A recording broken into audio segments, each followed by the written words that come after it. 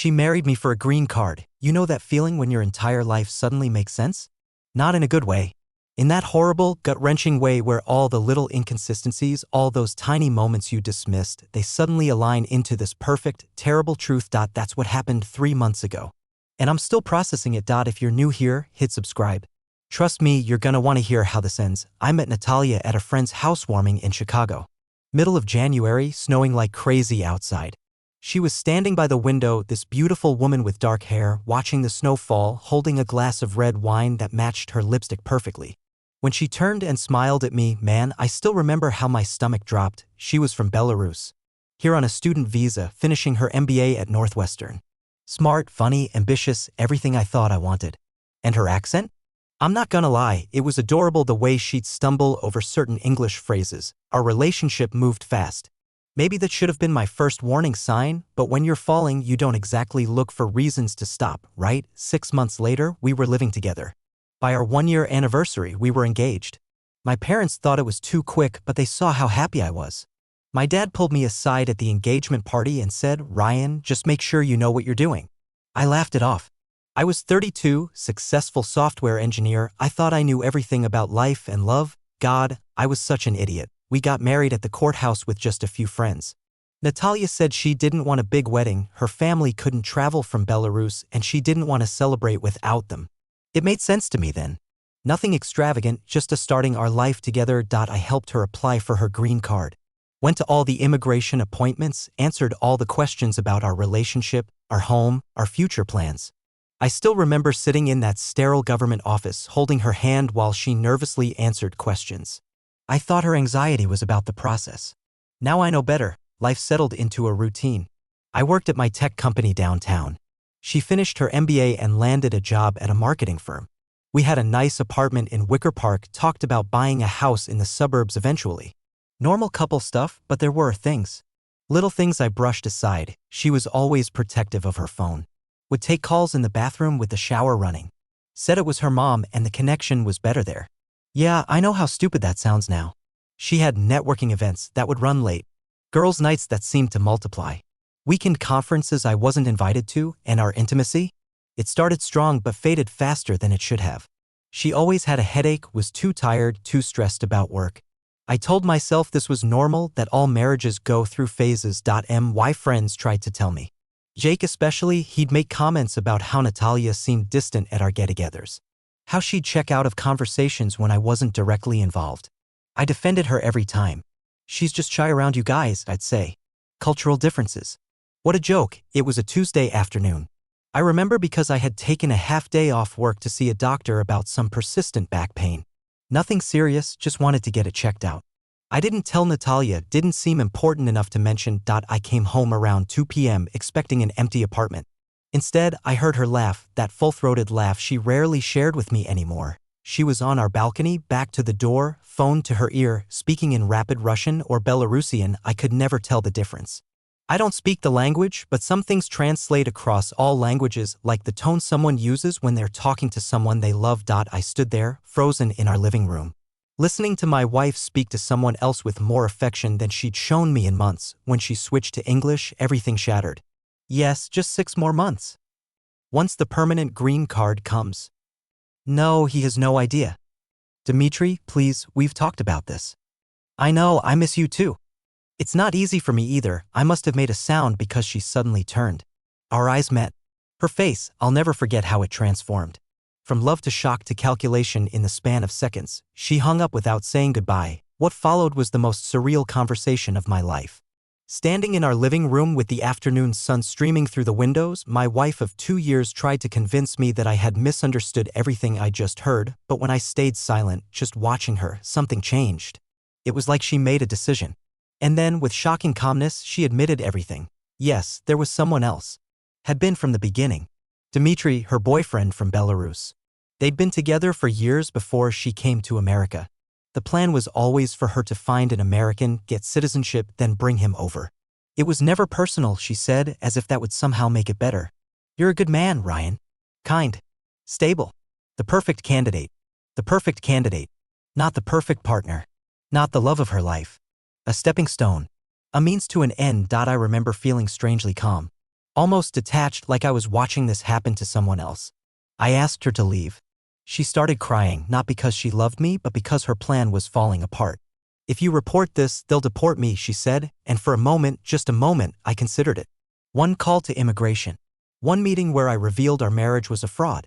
It would be so easy, but revenge wasn't going to heal what was broken in me. Just go, I told her. Go to Dimitri or whoever. I need to think. She packed a bag and left. Called me the next day from a friend's apartment, begging to talk. I agreed to meet her at a coffee shop, neutral territory. That meeting at Starbucks changed everything. She came prepared with tears and promises. Said she'd developed real feelings for me over time.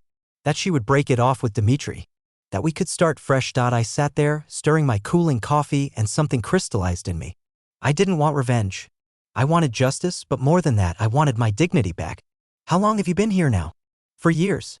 I asked. She nodded, confused by the change in topic. And your conditional green card, we applied for the permanent one 3 months ago, right? Another nod, more cautious this time. So you need me for about 6 more months. Until that permanent green card comes through. Then you don't need me anymore. Her face, I wish you could have seen it. That moment of realization that I understood exactly what she was doing. Not just the affair, but the timeline. The calculation. Ryan, no, it's not like that anymore. I cut her off. Here's what's going to happen. I'm not reporting you to immigration. That would just make me as cruel as you've been. Relief flooded her face. Premature relief.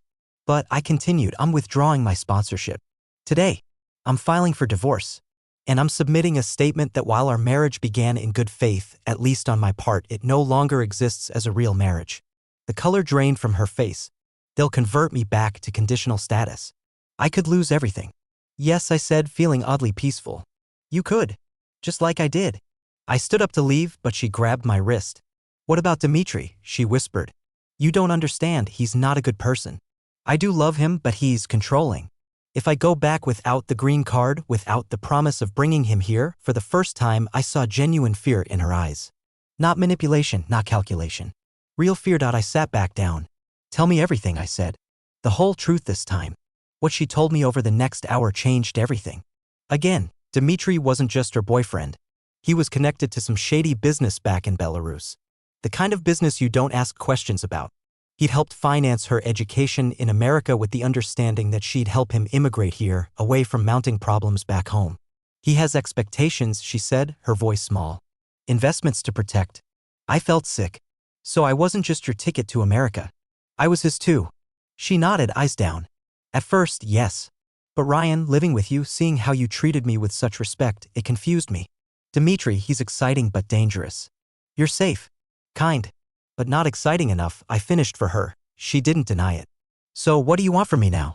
I asked. Because it sounds like you're still choosing him, just with more honesty about your motives. She took a deep breath. I don't know what I want anymore. I thought I loved him. Now I'm not sure if it's love or fear or habit. But I know I care about you. That wasn't fake. I laughed, I couldn't help it. Caring isn't love, Natalia. And even if you do care, you still used me. For years. Yes, she admitted. I did. That admission hung between us. Strangely, it was the most honest moment we'd ever shared. I spent the next week in emotional chaos. Stayed with my buddy Jake, who didn't say, I told you so, even once, God bless him. Just let me rage and grieve and figure out what to do. Part of me wanted to go scorched earth, report the fraud, ensure she'd be deported, maybe even see if this Dimitri character could be flagged by authorities. The darker part of me enjoyed imagining their plans crumbling, but another part remembered the fear in her eyes. Wondered if I was sending her back to something worse than a failed relationship. In the end, I chose a middle path. I met with an immigration attorney first, then Natalia. Laid out clear terms. I'm filing for divorce, I told her. Non-negotiable. But I won't actively report fraud if you agree to my conditions. She listened, eyes wary.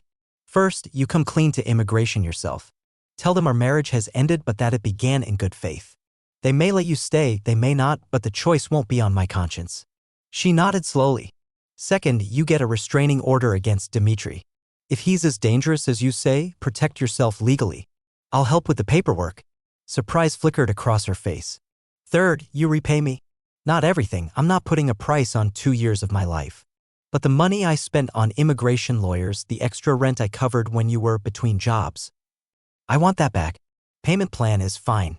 Why would you help me at all? She finally asked. After what I did? I had asked myself the same question all week. Because destroying you won't fix what's broken in me, I said simply. And because whatever lies you told, I made real promises. I said I'd protect you. This is the last time I'm doing that. That was 3 months ago. The divorce is proceeding. She moved out completely, found a tiny studio apartment and a new job. Immigration authorities are reviewing her case. She might get to stay on her own merits. She is genuinely skilled in her field, or she might not. As for Dimitri, she did file that restraining order. Turns out he'd been sending threatening messages since the day she moved out of our place. When she stopped promising to bring him over, he showed his true colors. I'm healing. Slowly. Some days I'm furious, thinking about the years I lost to someone who saw me as a means to an end. Other days I'm grateful I discovered the truth before we had kids, before our lives became truly inextricable. My friends ask if I regret not getting revenge.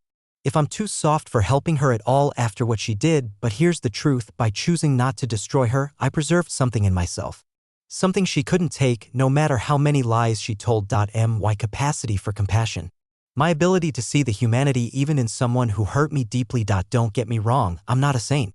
I still have moments where I scroll through her photos, wondering if any of her smiles were real. Still wake up reaching for someone who never really existed, but I'm moving forward. Dating again, cautiously. I've learned to look for different things now. Consistency. Transparency. Small kindnesses that aren't performing for an audience. If there's anything I've learned from all this, it's that sometimes the best revenge isn't revenge at all. It's reclaiming your story. Finding the path forward that lets you like the person you see in the mirror. Has anything similar happened to you or someone you know? Drop a comment below. And if you found value in my story, please subscribe to the channel. I'll be sharing more about rebuilding after betrayal in the coming weeks. Thanks for listening.